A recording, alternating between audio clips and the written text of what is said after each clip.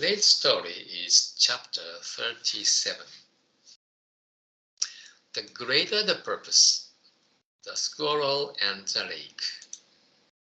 This is a story about Shakyamuni Buddha in one of his previous lives. Long ago, a rich young man who had become deeply aware of life's impermanence left his ornate palace to become a mountain ascetic.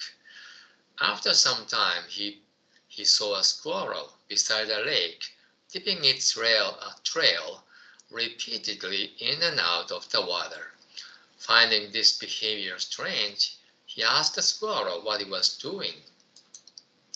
"I'm emptying the lake with my tail," came the surprising reply.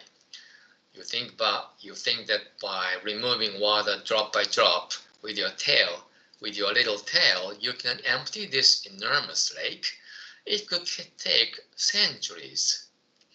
"That's right," replied the squirrel. "Even so, I have no intention of giving up after a mere 5 or 6 years. However long it takes, I am determined to keep on until my fixed desire is achieved."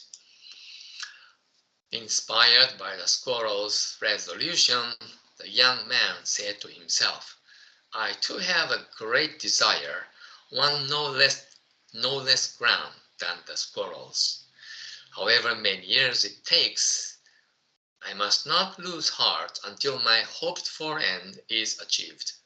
He kept on with his training and finally achieved Buddhahood. The squirrel was Sakradevana Mindra, the protector of those who are striving to attain enlightenment. The young man, discouraged by his failure to achieve Buddhahood, had been toying with the idea of giving up and returning to his father's palace. Chakradevanam Indra took the form of a squirrel to encourage him and make him see that without the resolve of steel, he could never achieve his purpose. The greater the purpose you are trying to achieve, the more important it is to remember that nothing can be achieved without firm determination. At the same time, it often happens that in their haste, people overreach themselves, become exhausted, and lose their way, just the opposite of what they meant to do. In all things, it is wise to make haste slowly. The more important your ultimate goal, the more crucial it is to watch where you are going and move forward with caution, step by step. This is one of my favorite stories. It teaches us the importance of perseverance, especially one expression caught my eye, making haste slowly. It's a lot counterintuitive. It's impossible. It's a contradiction. When we are making haste, we are in a hurry and we're moving very fast. When we are moving slowly, we are not making haste. We practice patience. So what does it mean? But first of all, we need to understand that when we want to achieve something great, we need to have very strong determination. So in our worldly affairs, maybe only a few people have such strong determination. And for majority of people, I don't think there's such cases that requires us to have such strong determination. I'm not sure. But whether it's in our spiritual path or worldly affair, if the purpose is great, we need strong determination. This is a universal truth. That's why there are very few people who achieve such great purpose.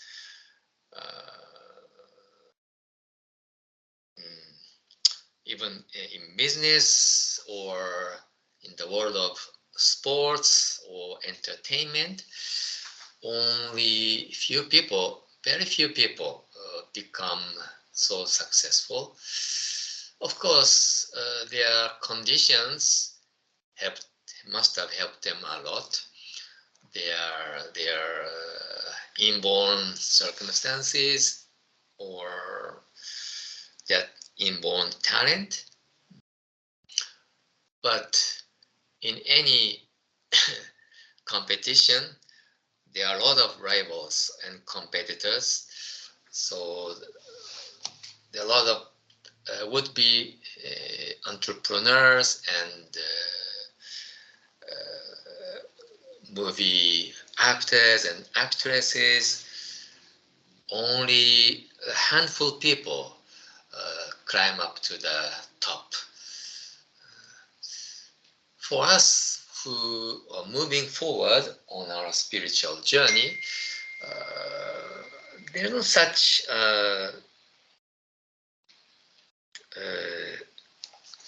worthy success because everybody has potential and the door is open to everybody. So all we need is such strong determination.